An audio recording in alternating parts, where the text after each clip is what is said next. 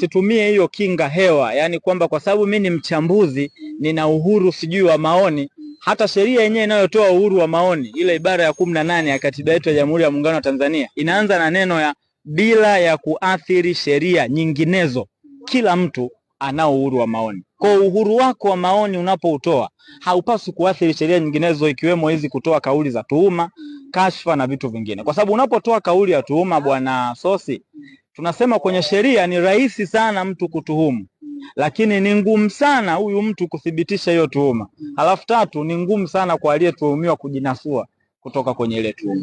Na kama wanaofungua mashtaka wataenda katika mlengo wa kashfa ya kudumu, tunaita libel kitaalamu. Tuna aina mbili za kashfa. Tuna kitu kinaitwa slander, yani kashfa inayotolewa kwa njia ya maneno tu ya mdomo na inaenda hivyo na, lakini tuna aina ya pili inaitwa libel, yani ni kashfa inayotolewa kwa njia ya kudumu, inaacha vitu ambavyo ni alama. Kwa hiyo watu wakishtaki katika mlengo wa jinai linaweza likakutupa jela kwa miaka isiyopungua 5 na adhabu ya faini ya kiasi cha shilingi milioni 10, isiyopungua milioni 10, au vyote kwa pamoja kama wanaoshtaki wataenda katika mlengo wa jinai, yani kashfa linalozaliwa kwenye jinai. Lakini Steven Mafunda hapa kwa ajili ya kuweza kuhakikisha basi hapo ulipo unapata updates mbalimbali. Bwana vipi? Vipi? Bwana, fukutu linaendelea huko. Nasikia tu bwana, faini miaka 5 jela, faini milioni kadhaa.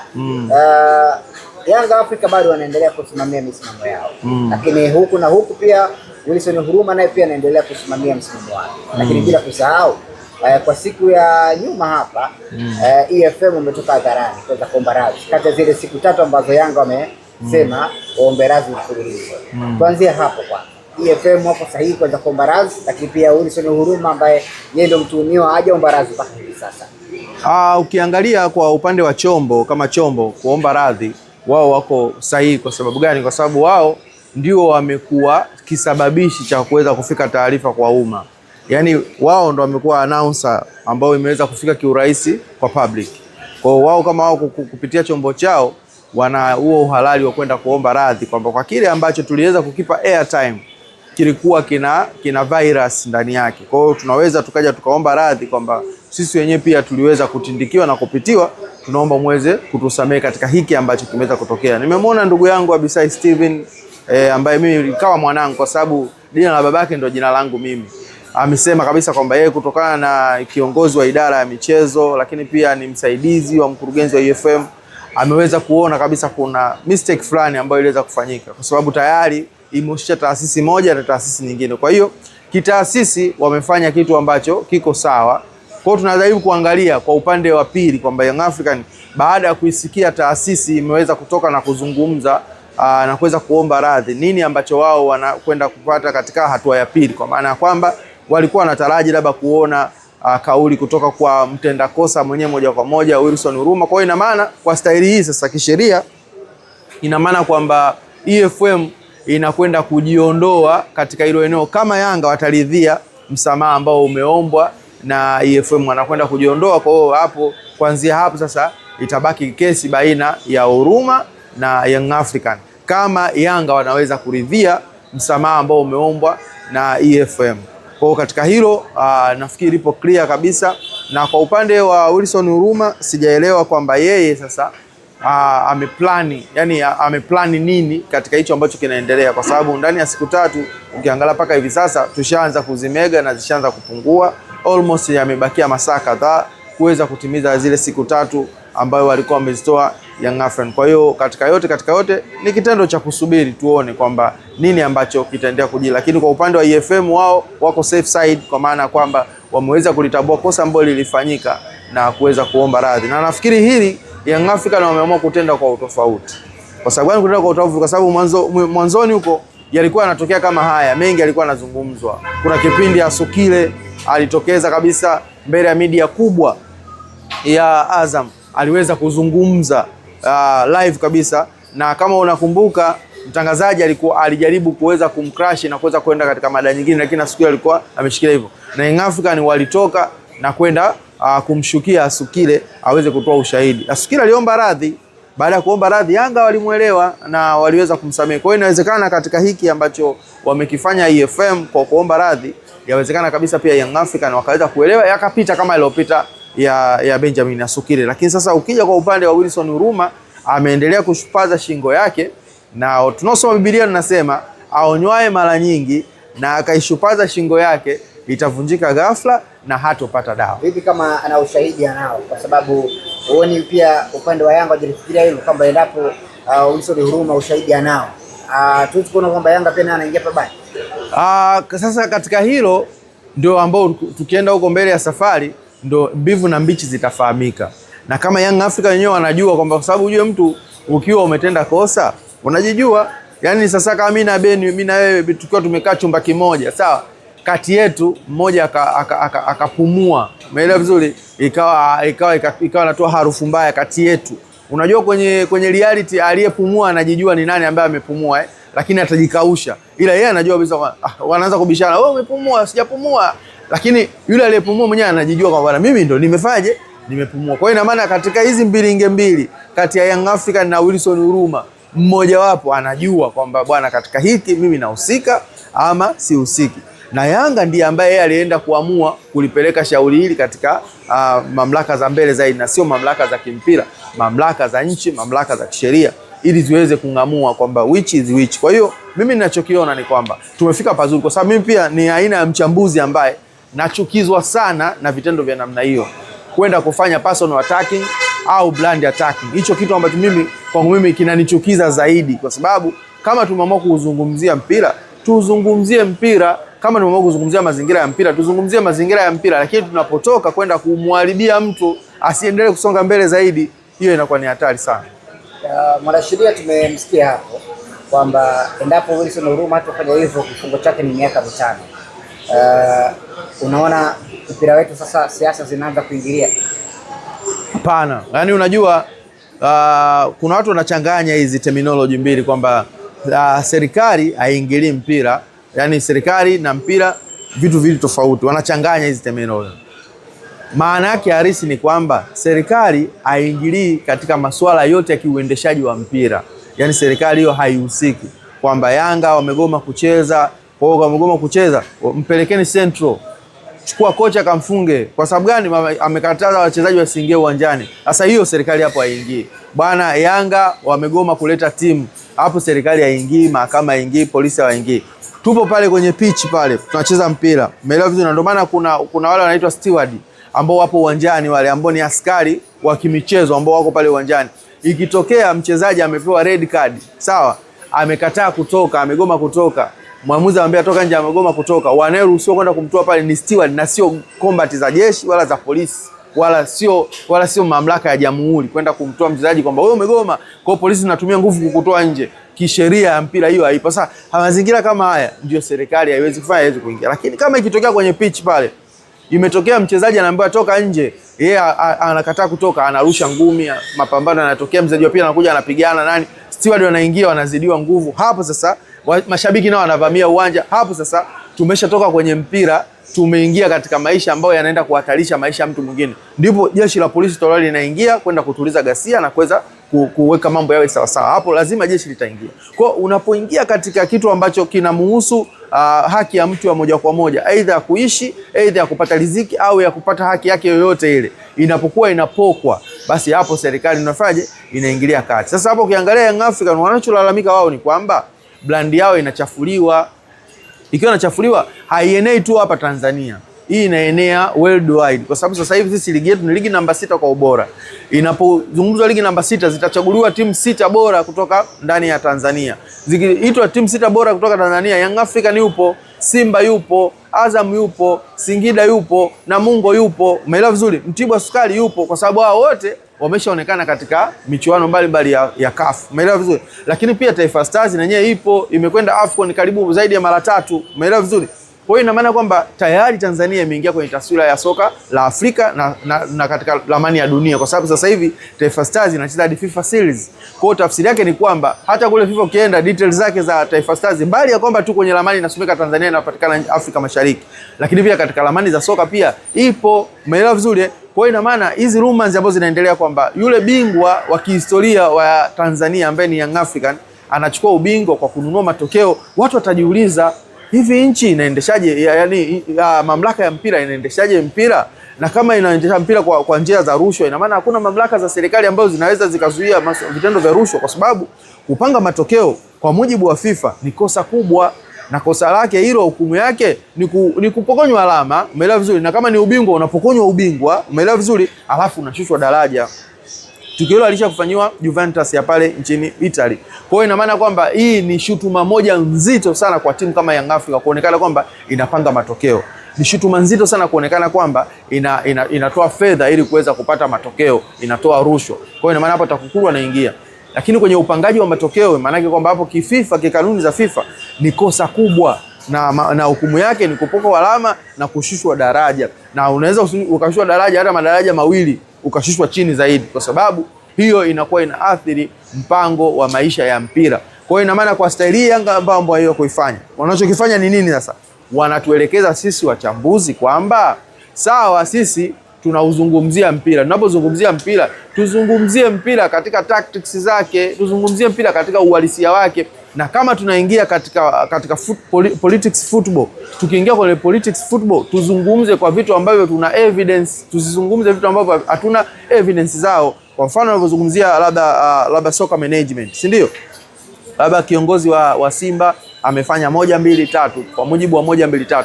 Lazima tuwe na detail na supportive document ambazo zinaweza zikatusupport sisi kile ambacho tunakizungumza. Kwa mfano kama sasa hivi tunahoji kwamba Simba imeondoka katika Simba Holding Company Limited, imeingia katika Simba Sports Club Company Limited. Lakini bodi ya ukurugenzi kwa nini imekuwa ile ile? Na msajili wa vyama vya michezo alikuwa amesema kwamba inatakiwa iweze kubadilika kutoka Simba Holding Company Limited ije kuwa Simba Sports Club Company Limited. Sasa hapa unakuja kuniuliza, Westvin Mapunda, umeongea haya kwa mujibu wa kurejea wapi?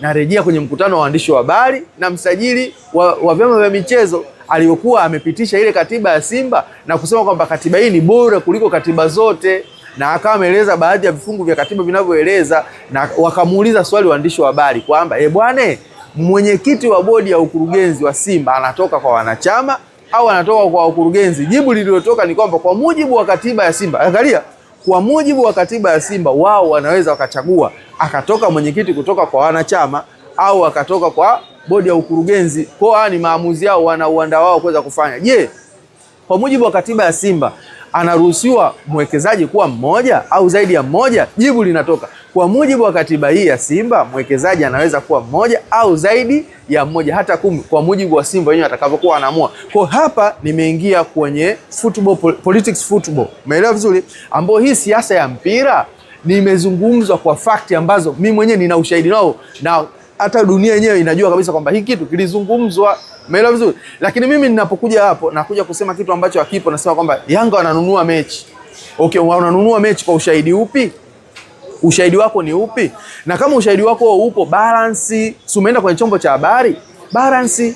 Umeelewa vizuri? Eleza pale bwana, wananunua mechi, wametoa hivi na hivi, na ushahidi na kocha wa timu ya Mbeya City huyu hapa. Tunamsikia Mbeya City. Bwana, kweli mimi nilifuatwa nikapewa hela hii, nikaambia nipange kikosi hiki hivi. Kwa tayari hapo hata kihabari unakuwa umesha balance story, kwa sababu pia kwenye journalism tunafundishwa namna ya kuweza kubalance story. Ukiwa unaenda kwa mtu A unamzungumzia mtu B, basi pata details za mtu A, pata details za mtu B, na kama mtu B utamkosa tueleze kwa bwana, nimeenda kwa mtu A, nimepata details, nimejitahidi kumtafuta mtu B kuthibitisha, imeshindikana. Kwa hiyo inatoka announce kwamba inaenda kwa umma kwamba hii bwana imetoka, lakini bado haijafanya, ina hang, haijakamilika kwa sababu upande wa pili haujathibitisha. Lakini nikienda upande wa pili, hata akisema kwamba sitaki kuongea chochote, ukisema tu kwamba nimeongea na mtu A, nimeenda kwa mtu B kasema sitaki kuongea chochote kuhusu hilo jambo, tayari kitoka inakuwa ni kitu ambacho kimebalance. Lakini unapokitoa tu kwa upande mmoja tu kwamba wananunua mechi, ni shutuma nzito. Hii inakwenda kuharibu brand ya timu. Kwa hiyo mimi kwa Young African, kwa kitu ambacho nakiona, yani mimi sitetei Yanga, sitetei Simba, sipo huku wala sipo. Mimi nasimama katikati kuona kwamba katika hiki waandishi wa habari, lakini pia hasa wachambuzi wa soka, tunakosea sana kwenye kuingia moja kwa moja taasisi na kuanza kuzungumza vitu ambavyo ni vya kijinai. Hapo ukimsikiliza mwanasheria amesema kwamba kuna namna ambayo unaweza ukaichafua brand kwa namna ya kupita, lakini pia unaweza ukaichafua brand kwa namna ya kudumu. Kwa sababu mtu akitaka kusikiliza tu kuhusu brand yako, anaenda tu, kwa sababu sasa hivi people recorded, anaenda tu anasikiliza, siwekezi hapa bwana, nishasikia hapa kuna rumors za kununua matokeo, siwekezi, anaenda anawekeza sehemu nyingine. Kwa hiyo ushakosea hapo, ushawakosea watu kupata ugali wao wa kila siku. Hivi kwa mfano Huruma akishinda, nyingine tunaweza tukaona kama mpira wetu sasa umekombolewa. Sasa akishinda Huruma hapo sasa, uzuri wake unapokuja, akishinda Huruma hapo sasa, maana yake kwamba sasa hapo tunakwenda kwenye kanuni za FIFA. Yanga wanapaswa wafanye nini? Umeelewa vizuri? Watakachofanywa Yanga inamaanisha kwamba kama kuna watu wanapanga matokeo, itakuwa ndio mwisho wa kupanga matokeo, kwa sababu tayari washajifunza kwa nani? Kwa Young African. Kwa hiyo mimi siko upande wa Yanga, siko upande wa Huruma. Kama Huruma na ushahidi wake, atulie na ushahidi wake, au upeleke mbele ya mahakama. Umeelewa vizuri? Akapeleke mbele ya mamlaka wathibitishe, ionekane kwamba Yanga kweli anakosa. Yanga akishakuwa anakosa, akipewa hukumu yake, ina maana kwamba hapo sasa itakuwa fundisho kwa Simba, itakuwa fundisho kwa Azam, kwa Singida, kwa Namungo, kwa Gold akija. Umeelewa vizuri? Hata Friend Rangers, umeona, akija naye anaona kabisa kwamba bwana, kwa kitendo hiki tukifanya, basi inawezekana ikaja kaleta madhara makubwa zaidi. Kwa nini kumekuwa na mitazamo tofauti ya wachambuzi ambao tunafahamu wachambuzi wao wote ni mmoja, lakini kumekuwa na mitazamo miwili tofauti kati ya huu mtazamo au mjadala huu mkubwa? Wewe unafikiri ni nini ambacho kinapelekea wachambuzi kuwa na mitazamo tofauti? Ni kama vile kuna upande wa upande wa Yanga, kuna upande wa Huruma. Na sio kwenye jambo hili tu, mambo mengi tu huwa wachambuzi huwa tunagawanyika. Umeelewa? Wachambuzi tumegawanyika katika makundi makuu matatu. Kundi la kwanza la wachambuzi ni kundi ambalo limeweza kusimama katikati na kuweza kuficha hisia zao kuhusiana kwenye timu hizi kubwa mbili. Hilo kundi la kwanza, ambalo kundi hili lina watu wachache mno. Hili kundi lina watu wachache sana. Alafu kundi la pili, sasa kwenye kundi ambalo wapo wachache ni watu ambao wanataka waongee facts, waongee ukweli. Umeelewa vizuri?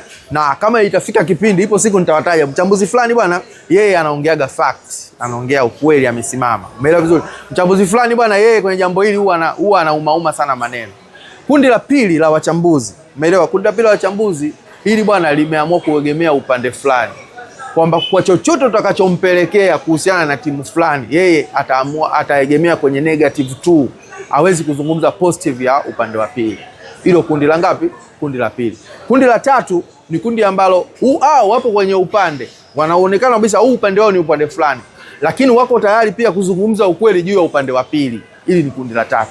Sasa kama makundi matatu ndipo wachambuzi walivyo. Kwa hiyo unakuja kuangalia hii sasa ni kwa mlaji mwenyewe kuanza kuona na kuanza kupima, kwa sababu sisi wachambuzi tunachambua mpira, kitu ambacho watu wanakiona, wanakijua, wengine wameucheza mpira, umeelewa vizuri, wengine wameenda darasani wamesoma, wengine ni makoch, hawana uwezo wa kupangilia namna ya kuweza kulielezea jambo, wakikusikiliza wanakumbuka, wanasema yes, hapa ameongea kweli. Kwa hiyo hatuchambui mpira kwa watu ambao hawajui mpira, tunachambua mpira kwa watu ambao wanajua. Kwa hiyo hii kwa mlaji, yeye ni sehemu yake ya kwanza kupembua. Sasa hiki nilichoelezwa ni cha usahihi, hiki nilichoelezwa ili ni tango poli. Kwa hiyo hii inakwenda moja kwa moja kwa mlaji kuweza kuamua. Sasa kuna watu wengine hawezi kupata nafasi hiyo ya kwanza kumpa akili ya kwanza kufikiria zaidi.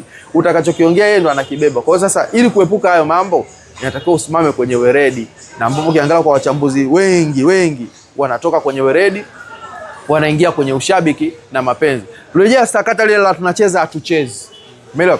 Tunacheza hatuchezi. Kuna wachambuzi walikaa kwamba Yanga wako sahihi, kuna wachambuzi walikaa Simba wako sahihi. Kuna wachambuzi walikaa bodi ya ligi wako sahihi, kuna wachambuzi walikaa bodi ya ligi hawako sahihi. Umeelewa vizuri? Lakini sasa unapokuja yote yaweze kukusanywa pamoja, yote haya yapo kukusanywa pamoja. Kama umeamua kuzungumzia mpira, basi wewe rejea katika kanuni za kimpira, sheria za mpira. Sheria za mpira zinasema nini? Anza kunyoka nazo hizo. Usinyoke kwa hisia, wala usinyoke kwenye audience kubwa. Unawezekana wewe ukasimamia kwenye ukweli ukawa peke yako. Wengi wanaosimamia uongo wakawa wengi. Wewe usije ukajifiri mfiri ya kubaki peke yako katika eneo lako ambao unaliamini. Lakini pia kwenye kuliamini kwako, angalia sheria inasemaje na kanuni zinasemaje, ambao wachambuzi wengi sasa wameacha hizi sheria na kanuni za namna ya kuweza kuongelea soka, wanazungumzia kuhusiana na swala zima la kihisia zaidi kuliko reality. Bwana nikushukuru sana kwa muda wako, nafikiri tutaendelea kutazama kwa sababu michuano pia Mapinduzi huko bwana inaendelea. Nasikia bwana huenda wakutana dabi. Ya, ni kweli ukiangalia kwa sasa wote wameenda nusu finali, kasoro Mlandege peke yake. Huyu ndiye ambaye ameweza kuchafua ile board sheet ya top 4 ya ligi kuu ya NBC bara, ambapo waliweza kufanikiwa kumuondoa Singida Black Star. Kwa huyu ndiye ambaye ameweza kuchafua ile list ya top 4. Ameingia pale Mlandege. Kwa Simba yupo, Yanga yupo, Azam yupo na Mlandege yupo. Kitu ambacho ni kizuri zaidi, Simba anakwenda kukutana na Mlandege, ambapo hii itakumbukwa kwamba itakuwa ni mechi ya kisasi. Kama unakumbuka misimu mitatu nyuma Simba aliwahi kukosa kombe la Mapinduzi dhidi ya huyu Mlandege, ambapo waliweza kupoteza kwa goli 1-0, kama unakumbuka vizuri.